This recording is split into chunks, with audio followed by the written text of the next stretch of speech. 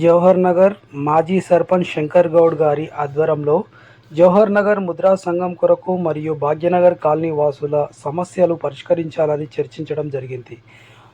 ముద్రా సంఘం అభివృద్ధి కొరకు తన వంతు కృషి చేస్తానని గౌరవశ్రీ ముఖ్యమంత్రి రేవంత్ రెడ్డి గారి దృష్టికి తీసుకెళ్లి జవహర్ నగర్ ముద్రా సంఘం కొరకు భారీ బడ్జెట్ కేటాయించాలని కోరుతానని తోటకూర వజ్రేష్ యాదవ్ గారు హామీ ఇచ్చారు.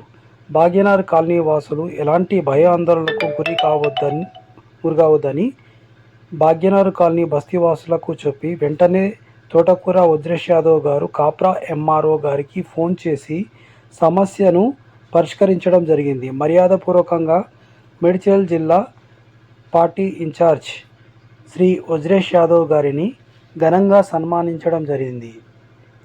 పాల్గొన్నవారు జవహర్ నగర్ ముద్రా సంఘం అధ్యక్షులు సోమా నరసింహరావు ముదిరాజ్, స్థానిక కార్పొరేటర్ కుత్తడి సాయి, పొన్నం రాజు, అల్లి శేఖర్ ముదిరాజ్, యాకస్వామి, అరకల అనిల్ కుమార్ ముదిరాజ్, కాసుల రవి ముదిరాజ్, మాచర్ల సాయి కుమార్ ముదిరాజ్, పూచమైన నాగేష్ ముదిరాజ్, వెంకట్రెడ్డి కుమార్, శ్రీశైలం బాలకృష్ణ తదితరులు పాల్గొనడం జరిగింది.